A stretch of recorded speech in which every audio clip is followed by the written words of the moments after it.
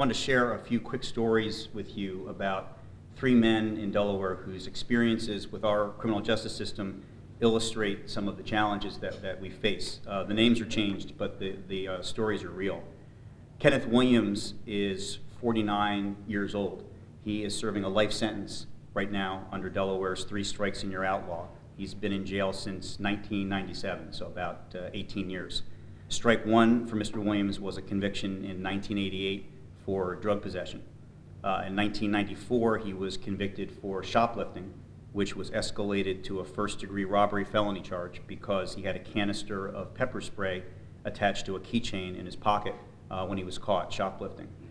And then finally, in 1997, he shoplifted again. This time, he stole 2 coats from the Value City in Claymont. And when he was confronted by security outside of the store, he acted as though he had a gun in his pocket, even though he didn't. So he was again charged with first-degree robbery for appearing to brandish a deadly weapon.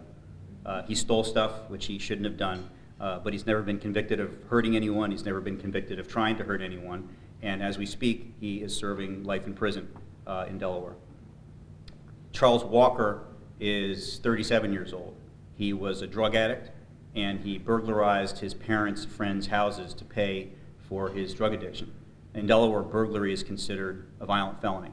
He got caught 3 times, convicted 3 times, and he is now serving life in prison. He's been in jail since 2002, so he has been in for 13 years. But just as there are people who are in jail who should not be, there are also a small number of people who should have served time in jail but didn't. As a teenager, Stephen Morris committed enough serious crimes to be confined to a juvenile detention facility in Delaware. And then while in custody at that juvenile detention facility, he violently assaulted another juvenile inmate, which gave him a violent felony conviction. Under Delaware law, that violent felony conviction prohibited him from having a firearm until age 25. However, Mr. Morris was 20 years old when he entered his victim's house in 2014, armed with a gun, which he could only have obtained illegally. He fired it twice in the air before he took his victim at gunpoint into a basement and tied him up. And the victim escaped, but Mr. Morris was arrested on a variety of charges. He ultimately pled guilty only to the illegal gun possession charge. If Mr. Morris had been an adult when he committed his violent felony, he would have received mandatory jail time for going out and illegally obtaining that gun.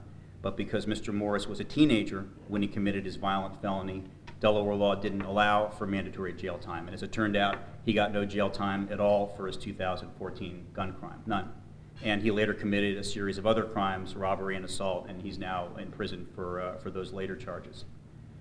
Delaware has a higher percentage of its population behind bars than the national average, and it's now pretty common knowledge that the percentage of people in the United States behind bars exceeds that of most other countries. This is not news.